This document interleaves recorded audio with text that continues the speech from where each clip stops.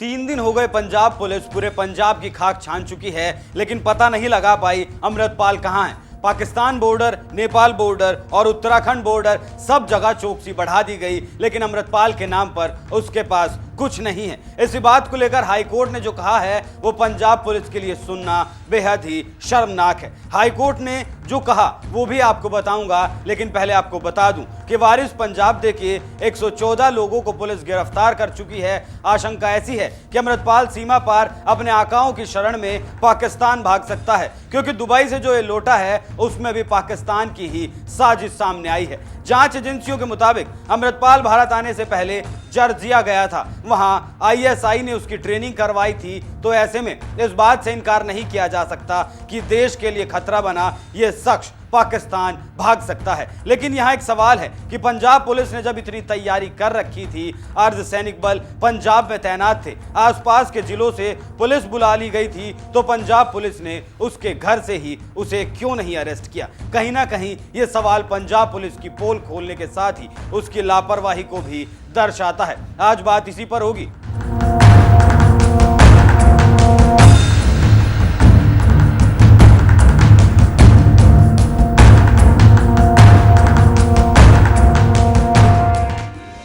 नमस्कार, NMF news देख रहे हैं आप। मैं हूं आपके साथ अभिषेक पुंडिल।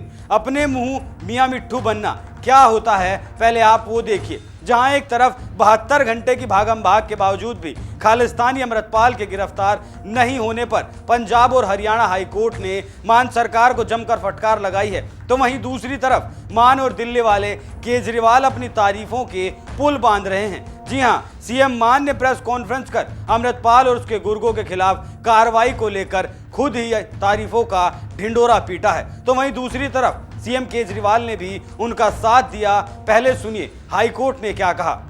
अमृतपाल जब देश की सुरक्षा के लिए खतरा था तो अब तक सरकार क्या कर रही थी? वो हथियारों के साथ घूम रहे थे, इतनी पुलिस के बावजूद वो फरार होने में कैसे कामयाब हुआ? 80,000 पुलिस क्या कर रही है जब देश की सुरक्षा खतरे में है? हाईकोर्ट की इस फटकार पर पंजाब सरकार का भी जवाब आया। पंजाब सरकार का कहना है कि सरकार कई पहलुओं को देखकर कार्रवाई कर रही है, जिससे राज्य की कानून व्यवस्था ना बिगड़े। उसके बाद हाईकोर्ट ने मामले की सुनवाई को 4 दिन के लिए टाल दिया। आपको यह भी बता दूं कि अमृतपाल पर एनएसए लगा दिया गया है। जब भी अमृतपाल को गिरफ्तार किया जाएगा, एनएसए के तहत ही गिरफ्तार किया जाएगा। उसके बाद उसे 4 से 5 दिन के भीतर कोर्ट में पेश करना होगा। लेकिन इन सब बातों का मतलब तब है जब पंजाब पुलिस उसे पकड़ ले। पहले अजनाला में वो पुलिस को खुली चुनौती दे चुका है, उसके बाद उसका ना पकड़ा जाना एक बार फिर से पंजाब पुलिस की नाकामी दिखाने के लिए काफी है। अब आप सुनिए पंजाब के माननीय मुख्यमंत्री क्या कहते हैं। आपके सामने बैठा हूं। पिछले दिनों कुछ तत्व ऐसे थे जो विदेशी ताकतों के हाथ चढ़कर पंजाब में माहौल खराब करने की बातें कर रहे थे, नफरत भरी स्पीच दे रहे थे, कुछ ऐसे कानून के खिलाफ बोल रहे थे। तो उन पर कार्रवाई की गई है और उस कार्रवाई के दौरान वो सब लोग पकड़े गए हैं और उनको सख्त से सख्त सजा दी जाएगी, क्योंकि आम आदमी पार्टी एक कट्टर देशभक्त और ईमानदार पार्टी है। पंजाब का अमन चैन और देश की तरक्की हमारी प्राथमिकता है और कोई भी ऐसी ताकत जो देश के खिलाफ पंजाब में पनप रही हो उसको हम बख्शेंगे नहीं, क्योंकि लोगों ने भारी बहुमत देकर हम पर बहुत बड़ी जिम्मेदारी दी है। इनका कहना है कि मैं सामने बैठा हूं तो ये बैठे तो हैं ही, और कर क्या रहे हैं? जब अजनाला में तांडव हुआ तब भी ये मुंबई में उद्धव ठाकरे के साथ बैठे थे। उसके बाद भी पंजाब इनके लिए जरूरी नहीं था। फिर मनीष सिसोदिया के लिए दिल्ली में केजरीवाल के साथ बैठे थे और अब फरार अमृतपाल को 72 घंटों से ज्यादा बीत गए, लेकिन ये अब भी बैठे ही हैं। अब थोड़ा सा इस एनएसए के बारे में भी जान लीजिए, ये होता क्या है। उसके बाद बताऊंगा कैसे केजरीवाल अपनी और मान साहब की पीठ थपथपा रहे हैं, और फिर बताऊंगा इस अमृतपाल का जॉर्जिया कनेक्शन क्या है। नेशनल सिक्योरिटी एक्ट एक ऐसा कानून है जिसमें प्रावधान किया गया है अगर किसी इंसान से कोई खतरा सामने आता है तो उस इंसान को हिरासत में लिया जा सकता है। अगर सरकार को लगता है कि कोई इंसान देश के लिए खतरा है तो उसे गिरफ्तार किया जा सकता है। अब सुनिए दिल्ली के मुख्यमंत्री कैसे अपनी और अपने मुख्यमंत्री भगवंत मान की तारीफों के पुल बांध रहे हैं। पंजाब में कानून व्यवस्था लागू कर रखने के लिए और शांति बहाल रखने के लिए पिछले कुछ दिनों के अंदर भगवंत मान साहब ने और आम आदमी पार्टी की पंजाब सरकार ने कई कठोर कदम उठाए हैं। उन्होंने बहुत संयम और बहुत मैच्योरिटी के साथ मान साहब ने कार्रवाई की है। इसके लिए मैं भगवंत मान साहब को और आम आदमी पार्टी की सरकार को बधाई देना चाहता हूँ। जब हमारी पंजाब में सरकार बनी थी उस वक्त कुछ लोग ये कहते थे कि आपको शिक्षा, पानी, स्वास्थ्य, बिजली ये काम तो करने आते हैं, लेकिन पंजाब में लॉ एंड ऑर्डर काबू कर पाएंगे क्या? पंजाब बॉर्डर स्टेट है, बॉर्डर स्टेट के ऊपर आप शांति की व्यवस्था कर पाएंगे क्या? पिछले 1 साल के अंदर आम आदमी पार्टी की सरकार ने ये साबित कर दिया कि अगर नीयत साफ हो और अगर सरकार ईमानदार हो, इरादे नेक हों, तो लॉ एंड ऑर्डर को भी बहुत बखूबी कायम किया जा सकता है।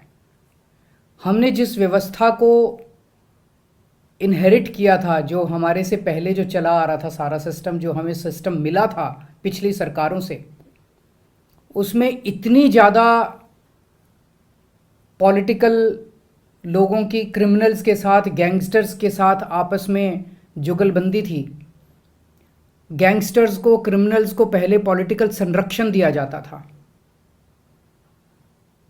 ये वाला गैंगस्टर इसका है, इसकी इसके साथ सेटिंग है, इसकी इस पार्टी के साथ सेटिंग है, इसकी इस नेता के साथ सेटिंग है। हमारी किसी के साथ सेटिंग नहीं थी। हमारी पार्टी ईमानदार पार्टी है। आने के बाद एक गैंगस्टर्स के ऊपर और अपराधियों के ऊपर धरपकड़ चालू हुई और पिछले 1 साल के अंदर कई नशा माफिया वालों के खिलाफ, गैंगस्टर्स के खिलाफ, क्रिमिनल माफिया के खिलाफ कार्रवाई की गई। पिछले कुछ दिनों की कार्रवाई ने ये दिखा दिया है कि कड़े से कड़ा कदम उठाने के लिए भी आम आदमी पार्टी की सरकार तैयार है। हम देशभक्त लोग हैं, भारत माता से प्यार करते हैं, और अगर कोई भारत माँ के खिलाफ किसी भी तरह की कार्रवाई करेगा उसको बख्शा नहीं जाएगा, उसको छोड़ा नहीं जाएगा। अगर कोई भी शांति व्यवस्था भंग करने की कोशिश करेगा उसको बख्शा नहीं जाएगा। आम आदमी पार्टी ज़रूरत पड़ने पे कठोर से कठोर कदम उठाने के लिए भी तैयार है। देश के हित में हमें जो करना पड़ेगा हम करेंगे, और ये भगवंत मान साहब ने और आम आदमी पार्टी की पंजाब सरकार ने दिखा दिया है।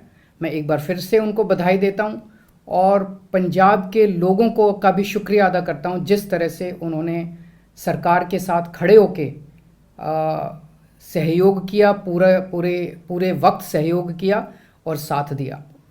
मैं भगवान से, वाहेगुरु जी से प्रार्थना करता हूं कि पंजाब में खूब अमन शांति होगी, पूरे देश में खूब अमन शांति होगी और खूब तरक्की होगी। अब सुनिए जर्जिया के साथ इस खालिस्तानी समर्थक का जुड़ाव क्या है। जांच एजेंसियों को पता चला है कि पाकिस्तान अपने पड़ोसी देशों में अशांति फैलाने के लिए अलगाववादी ताकतों को प्रशिक्षण देता है। यह अमृतपाल पहले दुबई में ट्रक ड्राइवर हुआ करता था, वहां ट्रक चलाने का काम किया करता था। वहीं उसकी मुलाकात पाकिस्तानी एजेंटों से भी हुई। यहाँ आपको ये भी पता होना जरूरी है कि दुबई आईएसआई के एजेंटों का हब बन चुका है। अमृतपाल को भारत में अलगाववाद की जड़ें मजबूत करने के लिए एक बड़ी रकम का ऑफर दिया गया था। उस ऑफर के बाद ही अमृतपाल को ट्रेनिंग के लिए जर्जिया भेजा गया। अमृतपाल के संपर्क में गुरपंतवंत सिंह पन्नू भी है। सोशल मीडिया पर वो सिख फॉर जस्टिस खालिस्तानी संगठन के लिए भी अक्सर लिखता हुआ रहता है। पता ये भी चला है कि अमृतपाल ड्रग रैकेट चलाता था।